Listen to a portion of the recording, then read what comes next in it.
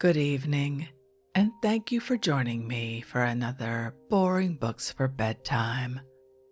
I hope tonight's selection provides all the boredom your busy brain needs to quiet down and let you get some sleep.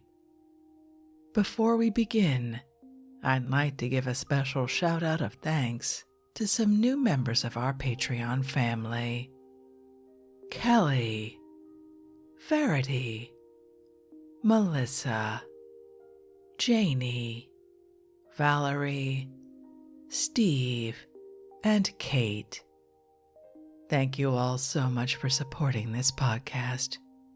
By becoming members of Patreon, you help us remain 100% listener supported and ad-free for everyone, and it's very much appreciated. If you're interested in supporting Boring Books for Bedtime and finding out more about the perks available to subscribers, including exclusive episodes, full books, and giveaways found nowhere else, you'll find a link to Patreon in the show description. You'll also find a link to buymeacoffee.com, where you can support us with a one-time tip. No subscription required. I hope you'll take a moment to check them out. Now, let's read and relax. Find a comfortable spot. Adjust your volume. Take a nice deep breath in. Let it out slowly. And off we go. Tonight, let's relax with a work that's theoretically about a very famous playwright, but then very quickly becomes a meditation on literary genius by a literary genius. We're reading William Shakespeare by Victor Hugo, translated by A. Bayot, with illustrations. First published in 1864 by Estes and Laureate, Boston. Let's begin.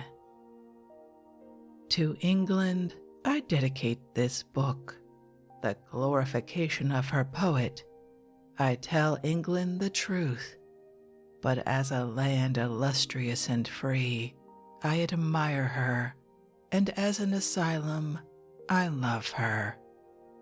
Victor Hugo, Hauteville House, 1864. Preface. The true title of this work should be Apropos to Shakespeare.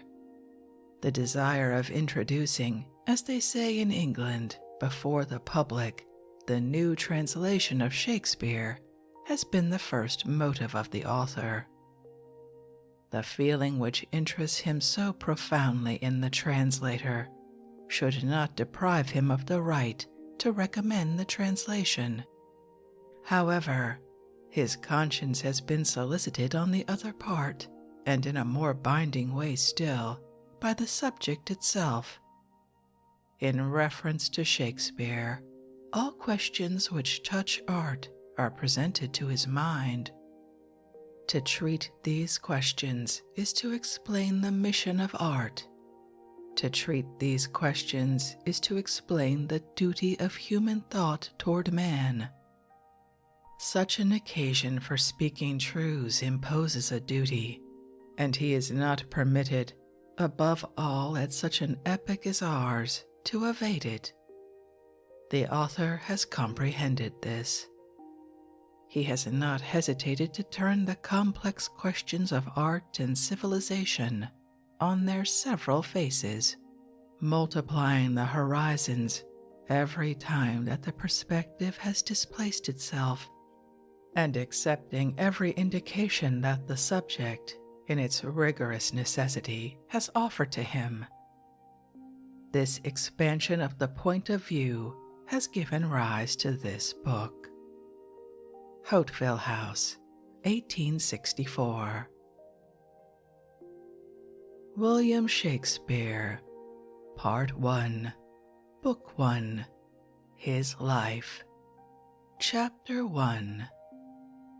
12 years ago, in an island adjoining the coast of France, a house with a melancholy aspect in every season became particularly somber because winter had commenced. The west wind, blowing then in full liberty, made thicker yet round this abode those coats of fog that November places between earthly life and the sun. Evening comes quickly in autumn. The smallness of the windows added to the shortness of the days and deepened the sad twilight in which the house was wrapped. The house, which had a terrace for a roof, was rectilinear, correct, square, newly whitewashed, a true Methodist structure. Nothing is so glacial as that English whiteness. It seems to offer you the hospitality of snow. One dreams with a seared heart of the old huts of the French peasants, built of wood, cheerful and dark, surrounded with vines. To the house was attached a garden of 1/4 of an acre, on an inclined plane, surrounded with walls cut in steps of granite, and with parapets, without trees, naked where one could see more stones than leaves. This little uncultivated domain abounded in tufts of marigold, which flourish in autumn, and which the poor people of the country eat baked with the eel. The neighboring seashore was hid from this garden by a rise in the ground. On this rise there was a field of short grass, where some nettles and a big hemlock flourished. From the house you might perceive on the right in the horizon, on an elevation, and in a little wood, a tower which passed for haunted. On the left you might see the dike. The dike was a row of big trunks of trees leaning against a wall, planted upright in the sand, dried up, gaunt, with knots, ankyloses and patellas, which looked like a row of tibias. Reverie, which readily accepts dreams for the sake of proposing enigmas, might ask to what men these tibias of 3 fathoms in height had belonged. The south facade of the house looked on the garden, the north facade on a deserted road. A corridor at the entrance to the ground floor, a kitchen, a greenhouse, and a courtyard with a little parlor, having a view of the lonely road, and a pretty large study, scarcely lighted. On the first and second floors, chambers, neat, cold, scantily furnished, newly repainted, with white blinds to the window. Such was this lodging, with the noise of the sea ever resounding. This house, a heavy right-angled white cube, chosen by those who inhabited it apparently by chance, perhaps by intentional destiny, had the form of a tomb. Those who inhabited this abode were a group, to speak more properly, a family. They were proscribed ones. The most aged was one of those men who at a given moment are de trop in their own country. He had come from an assembly. The others, who were young, had come from a prison. To have written, that is sufficient motive for bars. Where shall thought conduct except to a dungeon? The prison had set them free into banishment. The oldest, the father, had in that place all his own except his eldest daughter, who could not follow him. His son-in-law was with her. Often were they leaning round a table or seated on a bench, silent, grave, thinking all of them, and without saying it, of those two absent ones. Why was this group installed in this lodging so little suitable? For reasons of haste, and from a desire to be as soon as possible anywhere but at the inn. Doubtless also because it was the first house to let that they had met with, and because proscribed people are not lucky.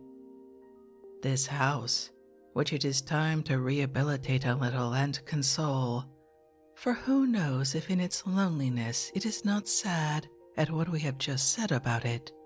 A home has a soul. This house was called Marine Terrace. The arrival was mournful, but after all we declare the stay in it was agreeable, and Marine Terrace has not left to those who then inhabited it anything but affectionate and dear remembrances. And what we say of that house, Marine Terrace, we also say of the island of Jersey. Places of suffering and trial end by having a kind of bitter sweetness, which later on causes them to be regretted. They have a stern hospitality which pleases the conscience. There had been before them other exiles in that island. This is not the time to speak of them.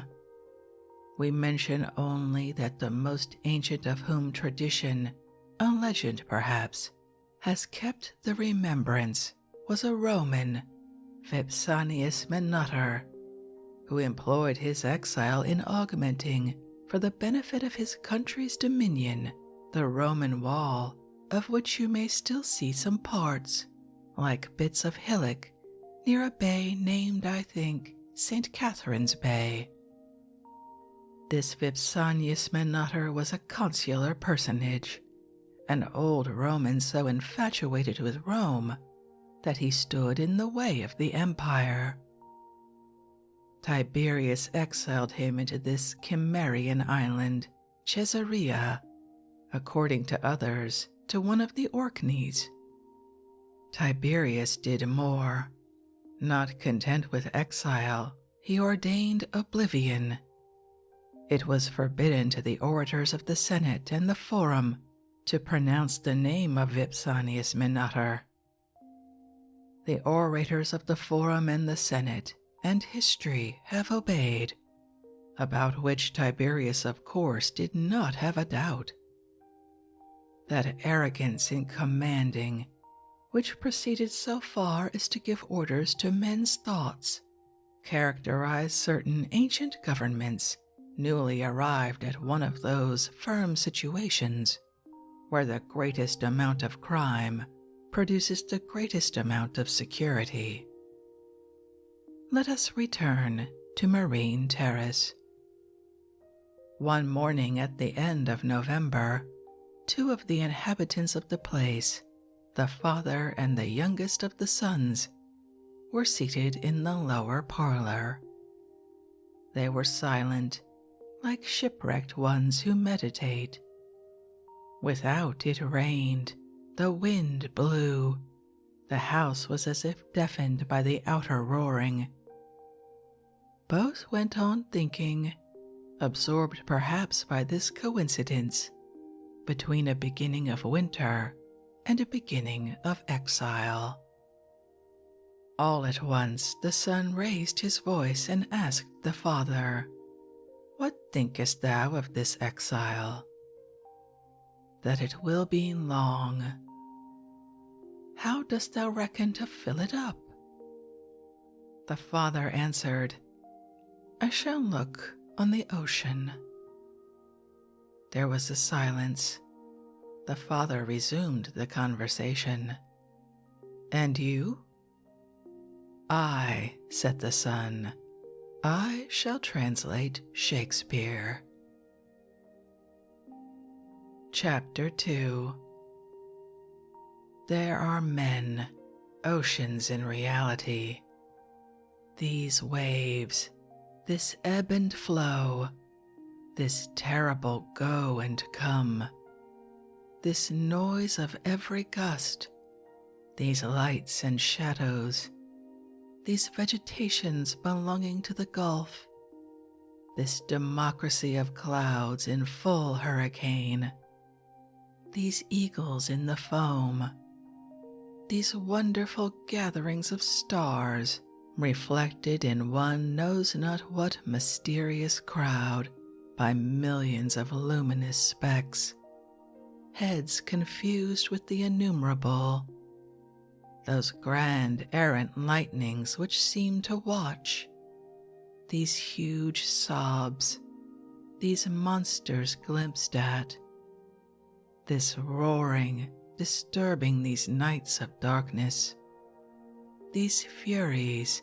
these frenzies, these tempests, these rocks, these shipwrecks, these fleets crushing each other, these human thunders mixed with divine thunders, this blood in the abyss, then these graces, these sweetnesses, these fetes, these gay white veils, these fishing boats, these songs in the uproar, these splendid ports, this smoke of the earth, these towns in the horizon, this deep blue of water and sky, this useful sharpness, this bitterness which renders the universe wholesome, this rough salt without which all would putrefy, these angers and assuagings, this whole in one, this unexpected in the immutable, this vast marvel of monotony inexhaustibly varied, this level after the earthquake, these hells and these paradises of immensity eternally agitated, this infinite, this unfathomable, all this can exist in one spirit, and then this spirit is called genius, and you have Aeschylus, you have Isaiah, you have Juvenal, you have Dante, you have Michelangelo, you have Shakespeare, and looking at these minds is the same thing as to look at the ocean. Chapter 3. William Shakespeare was born at Stratford-on-Avon, in a house under the tiles of which was concealed a profession of the Catholic faith, beginning with these words, I, John Shakespeare. John was the father of William. The house, situate in Henley Street, was humble. The chamber in which Shakespeare came into the world, wretched. The walls whitewashed, the black rafters laid crosswise. At the farther end, a tolerably large window with 2 small panes, where you may read today, among other names, that of Walter Scott. This poor lodging sheltered a decayed family. The father of William Shakespeare had been an alderman. His grandfather had been bailiff. Shakespeare signifies shake lance. The family had for coat of arms an arm holding a lance. Elusive arms, which were confirmed, they say, by Queen Elizabeth in 1595, and apparent at the time we write on Shakespeare's tomb in the church of Stratford-on-Avon. There is little agreement on the orthography of the word Shakespeare as a family name. It is written variously: Shakespeare, Shakespeare, Shakespeare, Shakespeare. In the 18th century, it was habitually written Shakespeare. The actual translator has adopted the spelling Shakespeare as the only true method, and gives for it unanswerable reasons. The only objection that can be made is that Shakespeare is more easily pronounced than Shakespeare. That cutting off the E mute is perhaps useful, and that for their own sake, and in the interests of literary currency, posterity has, as regards surnames, a claim to euphony. It is evident, for example, that in French poetry, the orthography Shakespeare is necessary. However, in prose, and convinced by the translator, we write Shakespeare. The Shakespeare family had some original drawback, probably its Catholicism, which caused it to fall. A little after the birth of William, Alderman Shakespeare was no more than Butcher John. William Shakespeare made his debut in a slaughterhouse. At 15 years of age, with sleeves tucked up, in his father's shambles, he killed the sheep and calves pompously, says Aubrey. At 18, he married. Between the days of the slaughterhouse and the marriage, he composed a quatrain. This quatrain, directed against the neighboring villages, is his debut in poetry. He there says that Hillsborough is illustrious for its ghosts, and Bidford for its drunken fellows. He made this quatrain, being tipsy himself, in the open air, under an apple tree still celebrated in the country in consequence of this Midsummer Night's Dream. In this night, and in this dream, where there were lads and lasses, in this drunken fit, and under this apple tree, he discovered that Anne Hathaway was a pretty girl. The wedding followed. He espoused this Anne Hathaway, older than himself by 8 years, had a daughter by her, then twins, boy and girl, and left her. And this wife, vanished from Shakespeare's life, appears again only in his will, where he leaves her the worst of his 2 beds, having probably, says a biographer, employed the best with others. Shakespeare, like La Fontaine, did but sip at a married life. His wife put aside, he was a schoolmaster, then clerk to an attorney, then a poacher. This poaching has been made use of since then to justify the statement that Shakespeare had been a thief. One day he was caught poaching in Sir Thomas Lucy's park. They threw him in prison. They commenced proceedings. These being spitefully followed up, he saved himself by flight to London. In order to gain a livelihood, he sought to take care of horses at the doors of the theaters. Plautus had turned a millstone. This business of taking care of horses at the doors existed in London in the last century, and it formed then a kind of small band or corps that they called Shakespeare's Boys. You may call London the Black Babylon, gloomy the day, magnificent the night. To see London is a sensation. It is uproar under smoke. Mysterious analogy. The uproar is the smoke of noise. Paris is the capital of one side of humanity. London is the capital of the opposite side. Splendid and melancholy town. Life there is a tumult. The people there are an anthill. They are free and yet dovetailed. London is an orderly chaos. The London of the 16th century did not resemble the London of our day, but it was already a town without bounds. Cheapside was the High Street. St. Paul's, which is a dome, was a spire. The plague was nearly as much at home in London as at Constantinople. It is true that there was not much difference between Henry VIII and a sultan. Fires also, as at Constantinople, were frequent in London, on account of the populous parts of the town being built entirely of wood. In the streets there was but one carriage, the carriage of Her Majesty.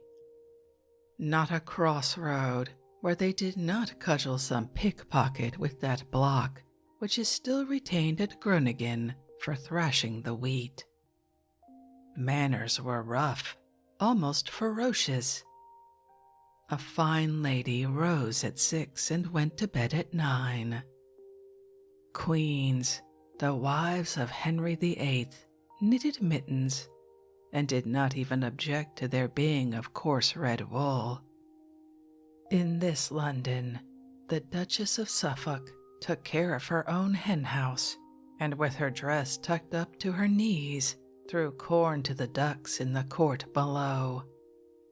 To dine at midday was a late dinner. The pleasures of the upper classes were to go and play at hot cockles with my Lord Leicester.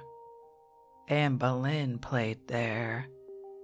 She knelt down with eyes bandaged, rehearsing this game, without knowing it, in the posture of the scaffold.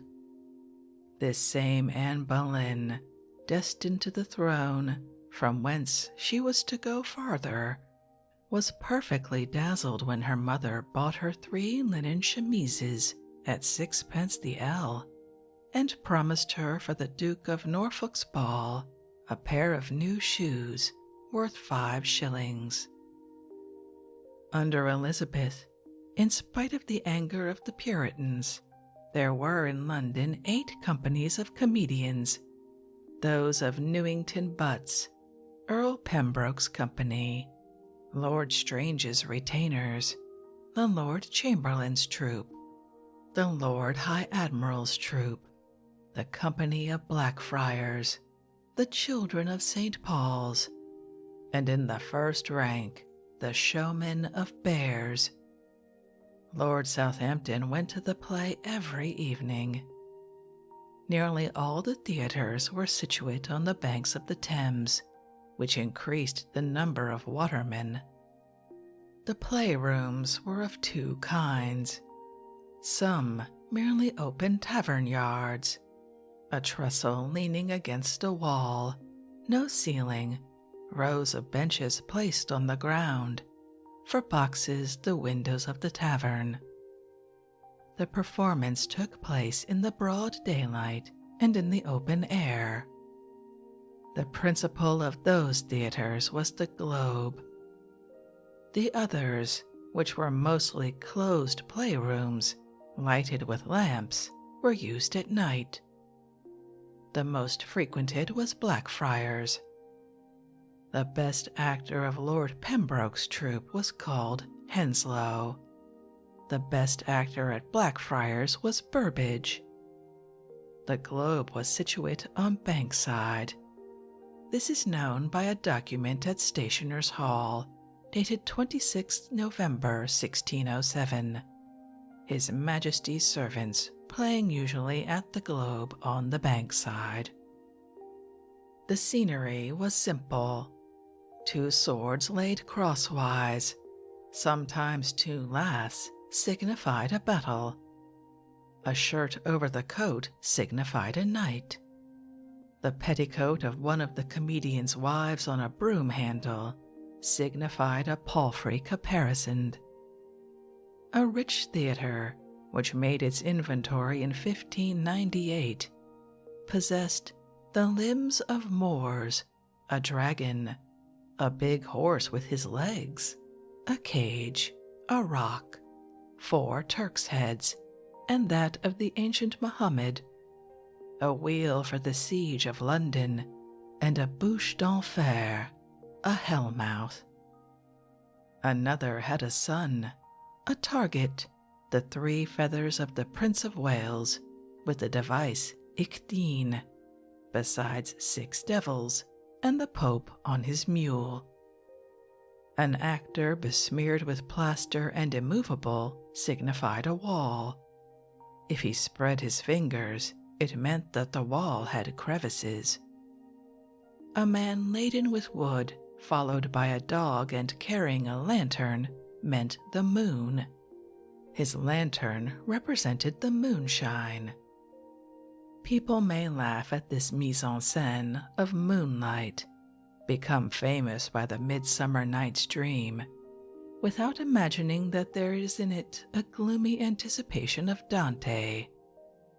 The robing room of these theaters, where the comedians dressed themselves pell-mell, was a corner separated from the stage by a rag of some kind stretched on a cord. The robing room at Blackfriars was shut off by an ancient piece of tapestry, which had belonged to one of the guilds and represented a blacksmith's workshop. Through the holes in this partition, flying in rags and tatters, the public saw the actors redden their cheeks with brick dust, or make their mustaches with a cork burned at a tallow candle. From time to time, through an occasional opening of the curtain, you might see a face grinning in a mask, peeping to see if the time for going on the stage had arrived, or the smooth chin of a comedian who was to play the part of a woman. Glabri histriones, said Plautus. These theaters were frequented by noblemen, scholars, soldiers, and sailors. They acted there the tragedy of Lord Buckhurst, Gorboduc, or Ferrex and Porrex, Mother Bombyx by Lilly, in which the fip-fip of sparrows was heard. The Libertine, an imitation of the Convivado de Piedra, which had a European fame. Felix and Philomena, a fashionable comedy, performed for the first time at Greenwich before Queen Bess. Promos and Cassandra, a comedy dedicated by the author George Whetstone to William Fleetwood, Recorder of London. Tamerlane and the Jew of Malta by Christopher Marlowe. Farces and Pieces by Robert Greene, George Peele, Thomas Lodge, and Thomas Kidd. And lastly, medieval comedies. For just as France has her L'Avocat Pathelin, so England has her Gossip Girton's Needle. While the actors gesticulated and ranted, the noblemen and officers, with their plumes and band of gold lace, standing or squatting on the stage, turning their backs, haughty and easy in the midst of the constrained comedians, laughed, shouted, played at cards, threw them at each other's heads, or played at post and pair.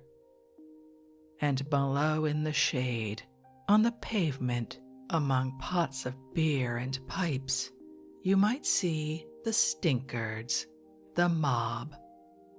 It was by that very theater that Shakespeare entered on the drama. From being the guardian of horses, he became the shepherd of men. Such was the theater in London about the year 1580 under the great Queen.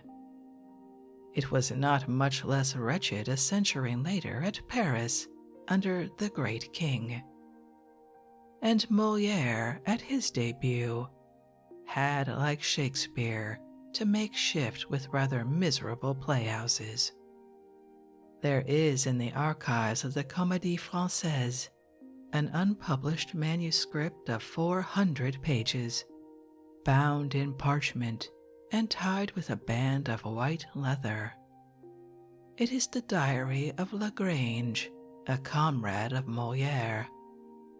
Lagrange describes also the theatre where Molière's company, played by order of Monsieur Rataban, superintendent of the king's buildings. 3 beams, the frames rotten and shored up, and half the room roofless and in ruins.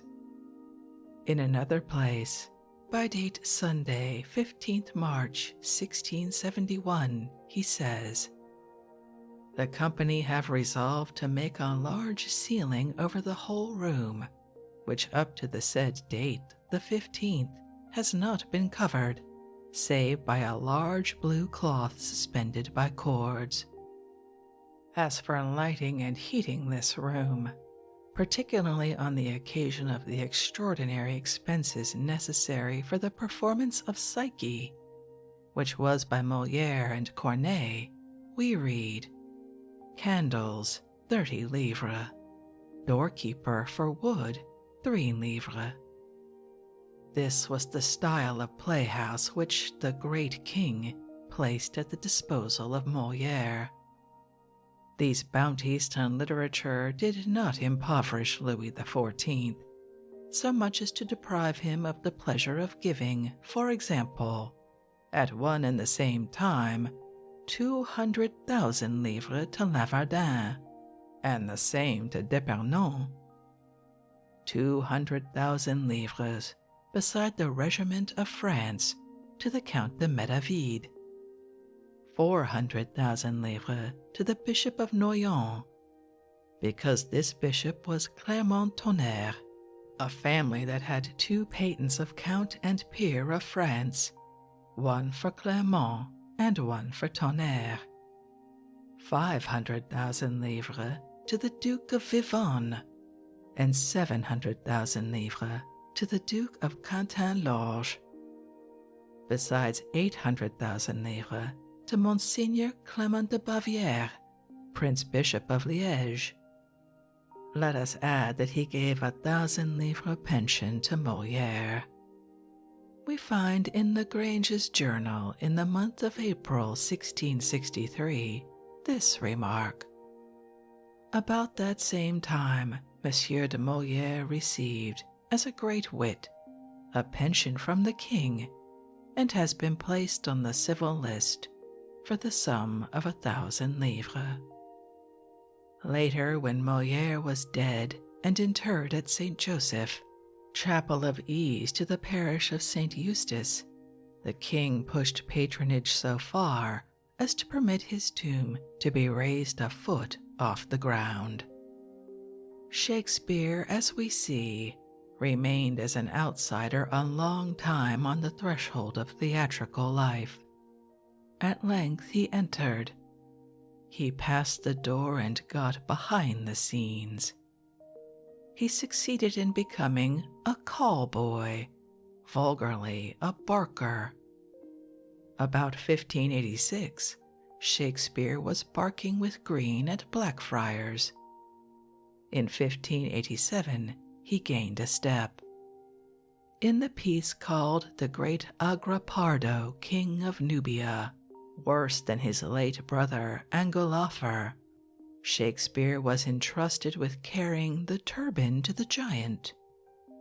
Then from a supernumerary, he became actor, thanks to Burbage, to whom by an interlineation in his will he left 36 shillings to buy a gold ring. He was the friend of Condell and Hemming, his comrades whilst alive, his publishers after his death. He was handsome. He had a high forehead, a brown beard, a mild countenance, a sweet mouth, a deep look. He took delight in reading Montaigne, translated by Florio. He frequented the Apollo Tavern, where he would see and keep company with 2 habitués of his theatre, Dekker, author of the Gull's Hornbook, in which a chapter is specially devoted to the way a man of fashion ought to behave at the play, and Dr. Simon Forman, who has left a manuscript journal containing reports of the first representations of the Merchant of Venice and A Winter's Tale. He used to meet Sir Walter Raleigh at the Siren Club. Somewhere about that time, Mathurin Regnier met Philippe de Bethune at the Pomme de Pin. The great lords and fine gentlemen of the day were rather prone to lend their names in order to start new taverns. At Paris, the Viscount de Montauban founded Le Tripot des 11,000 Diables. At Madrid, the Duke of Medina Sidonia, the unfortunate admiral of the Invincible, founded the Pugno en Rostro, and in London, Sir Walter Raleigh founded the Siren. There you found drunkenness and wit. In 1589, when James VI of Scotland, looking to the throne of England, paid his respects to Elizabeth, who 2 years before, on the 8th of February 1587, had beheaded Mary Stuart, mother of this James, Shakespeare composed his first drama, Pericles. In 1591, while the Catholic king was dreaming, after a scheme of the Marquis d'Astorga of a second armada, more lucky than the first, inasmuch as it never put to sea, he composed Henry VI. In 1593, when the Jesuits obtained from the Pope express permission to paint the pains and torments of hell on the walls of the Chamber of Meditation at Claremont College, where they often shut up a poor youth, who the year after became famous under the name of Jean Chatel, he composed Taming the Shrew. In 1594, when looking daggers at each other and ready for battle, the King of Spain, the Queen of England, and even the King of France, all three said, "My good city of Paris," he continued and completed Henry VI. In 1595, while Clement VIII at Rome was solemnly aiming a blow at Henry IV by laying his crozier on the backs of Cardinals du Perron and d'Ossat, he wrote Timon of Athens. In 1596, the year when Elizabeth published an edict against the long points of bucklers, and when Philip II drove from his presence a woman who laughed when blowing her nose, he composed Macbeth. In 1597, when this same Philip II said to the Duke of Alba, "You deserve the axe," not because the Duke of Alba had put the Low Countries to fire and sword, but because he had entered into the king's presence without being announced, he composed Cymbeline and Richard III. In 1598, when the Earl of Essex ravaged Ireland, bearing on his headdress the glove of the Virgin Queen Elizabeth, he composed The Two Gentlemen of Verona, King John, Love's Labour's Lost, The Comedy of Errors, All's Well That Ends Well, A Midsummer Night's Dream, and The Merchant of Venice. In 1599, when the Privy Council at Her Majesty's request deliberated on the proposal to put Dr. Hayward to the rack for having stolen some of the ideas of Tacitus, he composed Romeo and Juliet. In 1600, while the Emperor Rudolph was waging war against his rebel brother and sentencing his son, murderer of a woman, to be bled to death, he composed As You Like It, Henry IV, Henry V, and Much Ado About Nothing.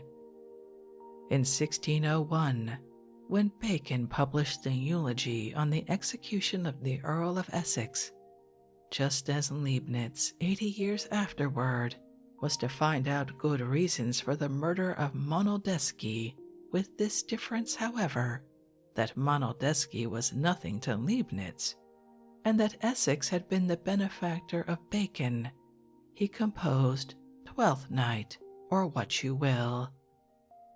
In 1602, while in obedience to the Pope, the King of France, styled Renard de Béarn by Cardinal Aldobrandini, was counting his beads every day, reciting the litanies on Wednesday, and the Rosary of the Virgin Mary on Saturday, while 15 cardinals, assisted by the heads of the chapter, opened the discussion on Molinism at Rome, and while the Holy See, at the request of the Crown of Spain, was saving Christianity and the world by the institution of the Congregation de Auxilis, he composed Othello.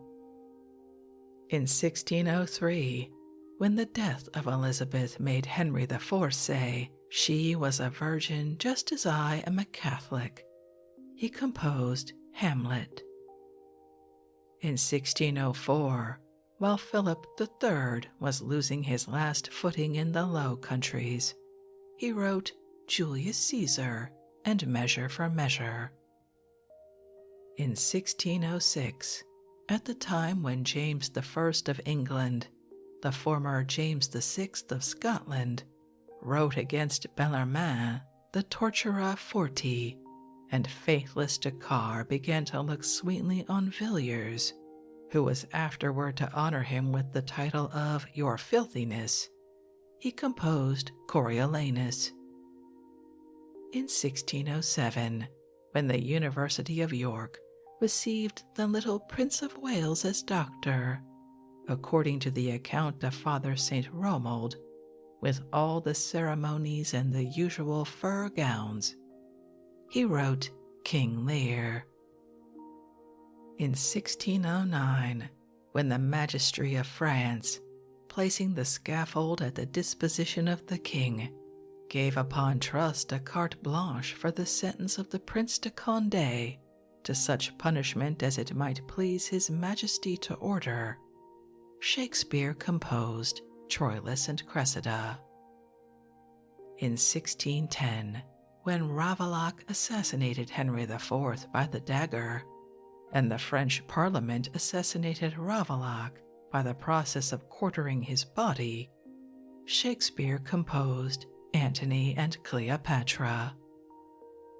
In 1611, while the Moors, driven out by Philip III, and in the pangs of death were crawling out of Spain, he wrote The Winter's Tale, Henry VIII, and The Tempest. He used to write on flying sheets, like nearly all poets. Malherbe and Boileau are almost the only ones who have written on quires of paper.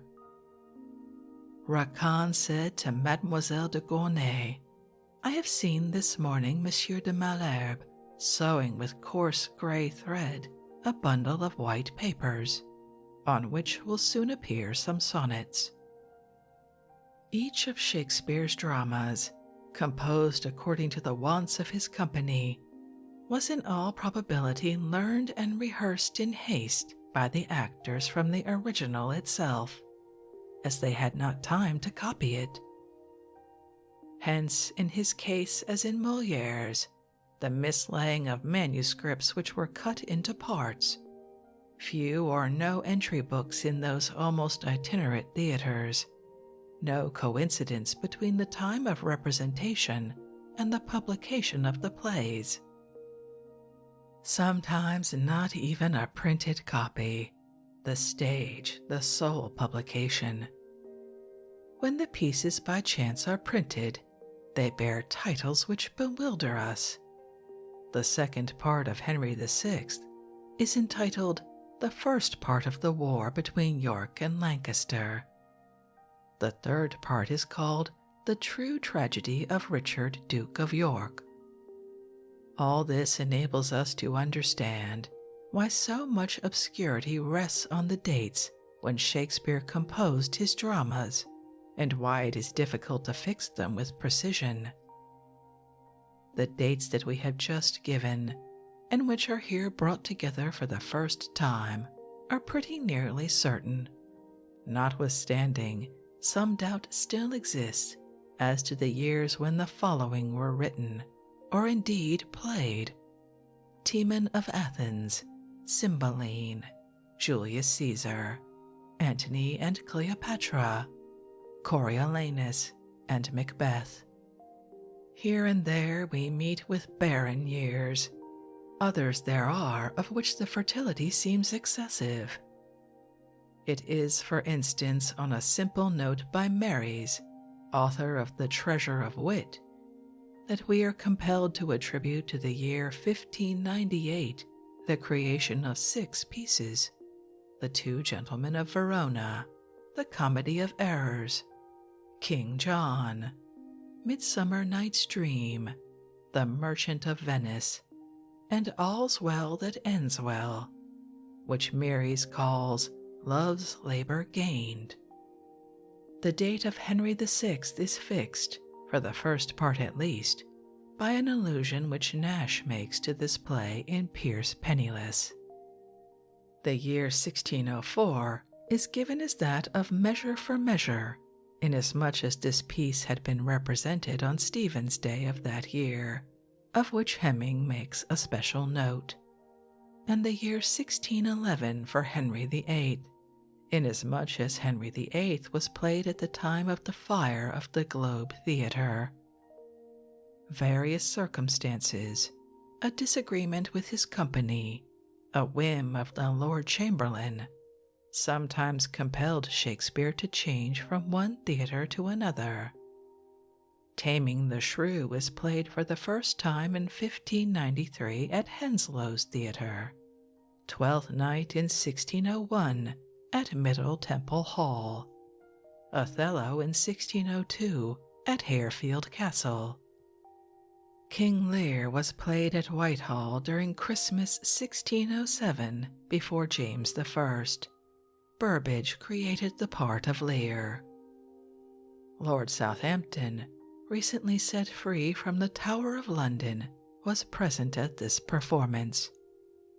This Lord Southampton was an old habitué of Blackfriars, and Shakespeare, in 1589, had dedicated the poem of Adonis to him.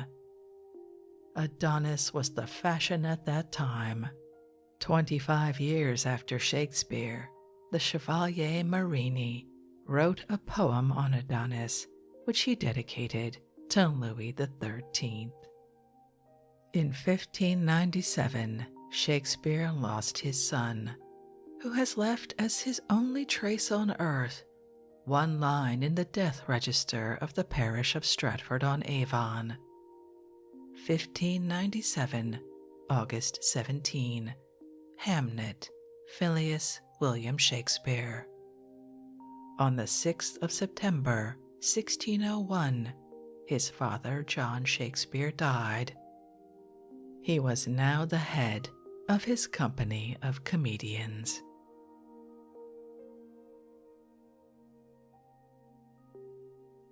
And with that rapid summary of the rise of the poet, I think we'll end this evening's reading from William Shakespeare by Victor Hugo, which, to be perfectly honest, does not have some of those facts correct, but we'll forgive him just this once. If you'd like to read this work for yourself, as always, you'll find a link to a free ebook from Project Gutenberg in the show description.